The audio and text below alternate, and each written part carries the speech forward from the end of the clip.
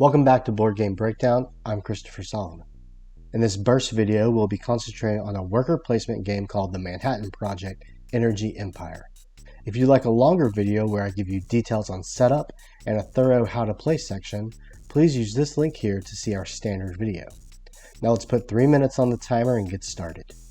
In the Manhattan Project Energy Empire, you and your opponents will be taking control of varying nations and fighting for the most victory points. There are multiple pathways to victory, but victory points generally come from a few key areas: building structures, moving forward on the United Nations track, collecting achievements, and keeping your nation's environment clean. For a player to take these differing actions, they'll place their workers on specific action spaces found throughout the board. Unlike most worker placements, multiple workers can be placed on a single space, but with one twist.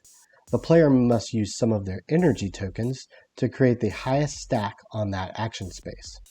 Eventually, the player will take a generate turn, where they'll bring all their workers back to their playmat, but all energy used or unused is discarded. In order to generate more energy, the player will roll the different die they have collected throughout the game.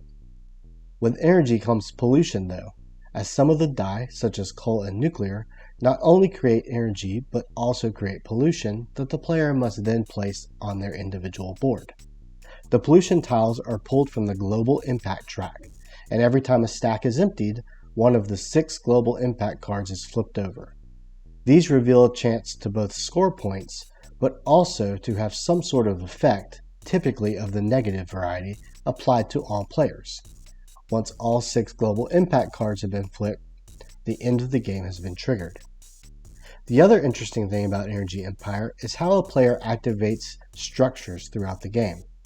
All structures are split into one of 3 categories: government, industry, and commerce.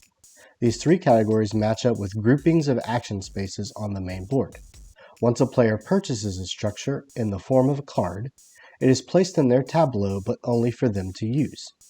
In order to use it, the player must take another action in that same category and then is allowed to trigger the structure using either workers or energy. For example, if I owned a government building, when I place a worker on the scientific research action space, I then have a chance in that same turn to place a worker or energy on my government structure to activate it. If you typically dislike games involving dice, take another look at this one, as the luck factor is mitigated by you having control over which type of die you want to purchase, and this ends up being a really fun aspect of the game. Energy Empire is a fast-paced game that plays as well as a solo game as it does add multiplayer count. So if you're in the market for a worker placement game that adds just enough twist in the gameplay to make it stand out, check out the Manhattan Project Energy Empire. Thanks for watching, and remember to subscribe and check out our website at BoardGameBreakdown.com.